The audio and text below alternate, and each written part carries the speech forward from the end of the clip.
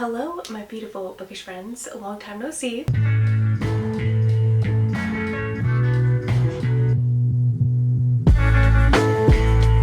My name is Liv. If you're new here, if you're not new here, welcome back. I typically don't take a month-long hiatus. I honestly didn't even realize that it had been a month since I've sat down to make a video until I realized, oh, next weekend is actually August. I should probably do a TBR. Yes, I did intentionally take a rest. It was not meant to be necessarily this long, but oh my gosh, I needed it. Life has been insane. There's been good and bad things. We've had a vet situation. I've had family in town. I've also been sick, so I don't know if you could still hear the lingering consequences of that. I'm feeling better. I have the energy back, but there's still a little bit of congestion happening. I've also been exploring maybe a possible promotion at work, and there's just been a lot happening. July was like way busier than I anticipated, but in a lot of good ways, and I'm coming back feeling completely refreshed and rejuvenated. I'm also excited to say that the next video after this one you will see will be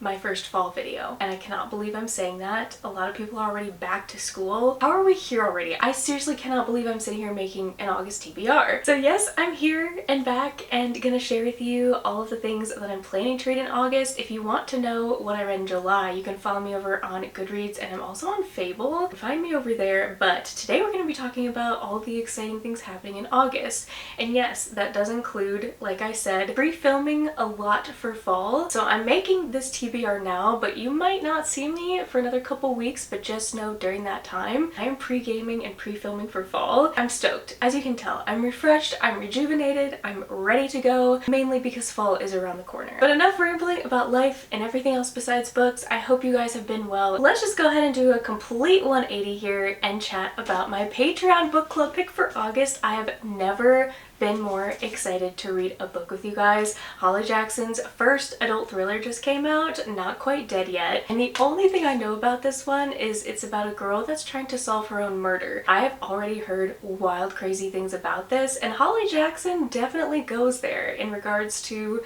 like the gore and the plot twists and the content. I don't know what kind of warnings this one has, but regardless, I am so excited about this. I'm not the biggest fan of A Good Girl's Guide to Murder, but I did love Rachel Price, so I think this one is definitely going to be a new favorite thriller of the year for me. I don't know about you guys, but I love when a main character is struggling with their memory or they have amnesia or something like that, and you're kind of like following along with the character and putting the pieces together. One of my favorite tropes, one of my favorite authors, and hopefully this one's going to be super fun. So if you do want to join us, you can check out my Patreon below. And as some of you know, I've been doing 2 read-alongs for a couple series that I told myself I would get through this year. One of them is Ember in the Ashes, and yes, I've been slacking a little bit. I did not get to read this in July. I was kind of waiting on the library audio, but we are finally going to be finishing this series. I'm very nervous to see what she's going to do with this story. The third book definitely felt a little bit more like a filler book, but honestly, I love these characters. I love the spooky vibes, and I feel like this is going to be a really good book to honestly get me in that fall mood. I am not going to yap about this book any longer because spoilers, it's the last in the series, and then we're also probably going to read Air together at some point in time. Hopefully with this I can break that streak of just having a really bad relationship with series where I start the first one and never continue, but this has been so satisfying to get through a big series. And the next read along I've been doing is for Throne of Glass. Queen of Shadows was also supposed to be for July, and again, life happened, so we're gonna bump this to August. I'm hoping to do the tandem read maybe even in November and give myself a break for spooky season, and then in December just let Kingdom of Ash be my last book and go out with a bang, finishing a series. Air of Fire was definitely a setup for this book and for the rest of the series. We've been introduced to a lot of different characters, but there is just so many fantasy elements that I had no idea were in this series, and I am absolutely eating it up. I've been itching to get to this. I love this cover too. I think this is probably my favorite with the dragon. These are from Nerdy Ink, by the way. I always get questions about where I get these or where I got these. It's from Nerdy Ink. I'm hoping that this book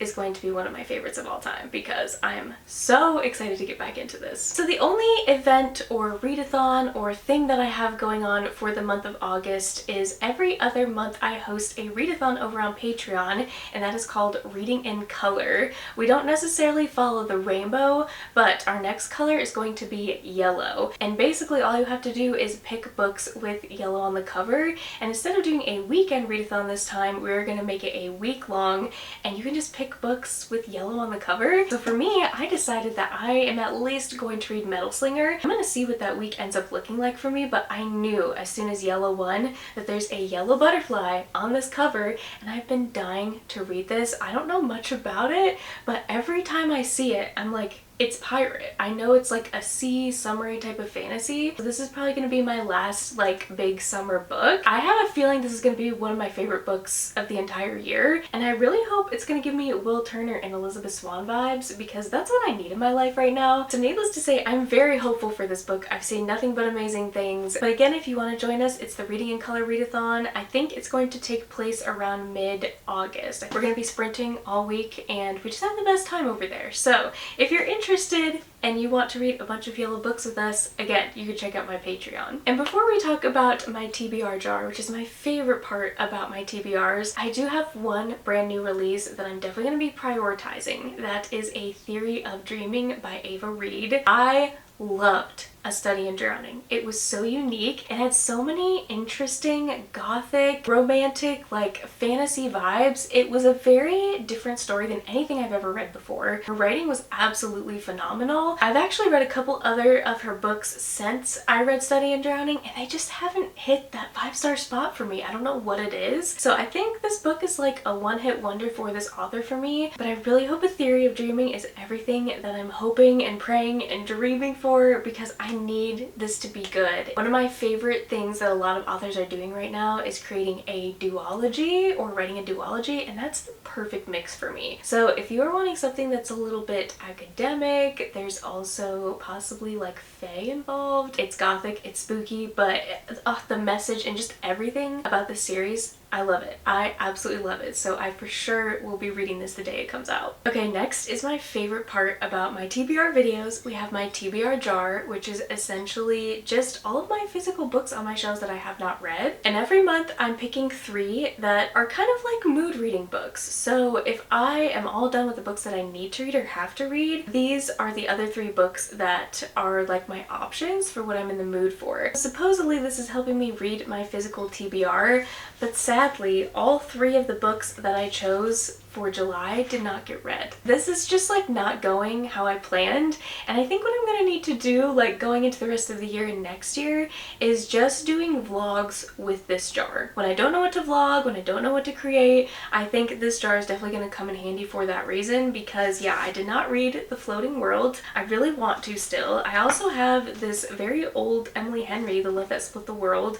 Still want to read that. And then we have this new Steve Kavanaugh 50-50 thriller that looks really good. So I did have a great variety of options, but unfortunately I went a little bit rogue. I read some new releases and just ran out of time for these. So I did go ahead and I put the books back in the jar. If I pick them again, oh well, this will be my second chance to read them. But let's just go ahead and pick our first book. I'm scared. I always get so scared about this. I don't know why. I'm kind of hoping I pick like a Rebecca Ross backlist. Let's see. We have We Live Here Now, which is actually so funny. This is the new Sarah Pinborough, and I already read this for Summerween. I just didn't take it out of the jar. We're going in for number 2. Don't Let Him In. Again, another fail. This is the new Lisa Jewell that I actually unhauled because I've been seeing horrible reviews about this, that it's not thrillery. I actually unhauled this, so okay, 3rd time's a charm, right? You're joking.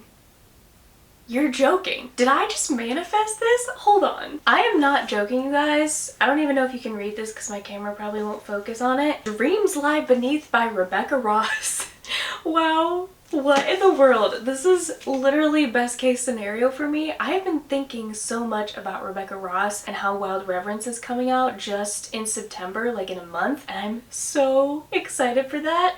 But in order to prepare with that excitement, I would love to read another Rebecca Ross, and this probably would have been my choice. I am very excited for this. I actually don't know much about what it is. Every new moon, magic flows from the nearby mountain and brings nightmares to life. Only magicians who serve as territory wardens stand between people and their worst dreams. Clementine is ready to follow in her father's footsteps as the warden of Hereswith, even though she yearns to study the wilder side of magic. Instead, she must record townspeople's nightmares, so she and her father are prepared for the danger of the new moon. Yeah, this sounds like kind of gothic, kind of spooky and dark, but the whole like nightmare thing sounds so cool and so unique. I've been dying to read this for ages, so yeah, you can probably bet I will be reading this one. Alrighty, going in for number 2, The Girl the Sea Gave Back. Oh my gosh, actually that's perfect. That's an older Adrienne Young that I think I still have. I actually think that this is book number 2 and this is book number 1. These look completely different, like they don't even belong in a duology together. But I think I've heard that this one is number 1 and this one is number 2. I'm gonna do a little bit of research because I don't know which one I'm supposed to read first or if it even matters. If I'm supposed to read this one first, I will just keep this one in place of this one. But this one I was super excited for because it's summery and I think it's kind of piratey, maybe. I'm not gonna read the back or the synopsis out loud because I don't want to like end up spoiling myself for this one potentially. I love Adrienne Young. I mean, Adrienne Young and Rebecca Ross, absolutely love them. So like I've already said, this is literally best case scenario for me right now. Pick number 3 is Windweaver?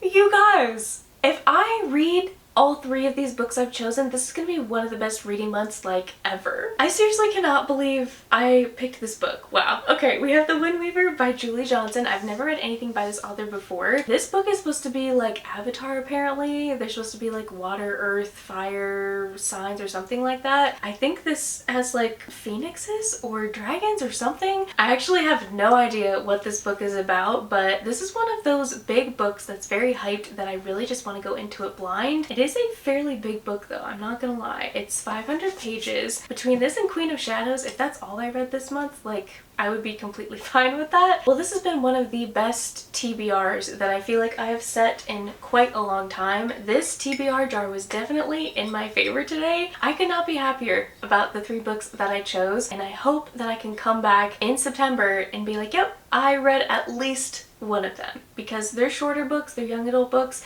and hopefully I can get through them. But thank you guys so much for sticking around and being patient with me while I took a little bit of a break. I can definitely tell that I am happier and ready and less stressed to edit and just film and do all of the YouTube things, and that just means I took a great break. And yes, there's been a lot of life stuff happening, but I was so happy to finally have the time to sit down and just reconnect with you guys. Definitely let me know like what you're excited to read in August. Are you starting your fall reads already? You're gonna have to let me know. But like I said, the next video you see from me is going to be a fall video, which is just crazy. So I hope you're as excited about that as I am, because I'm literally itching to pull out my sweaters and my spooky fall reads. But thank you so incredibly much for watching, sticking around. I love you guys so much, and I will see you in my next video.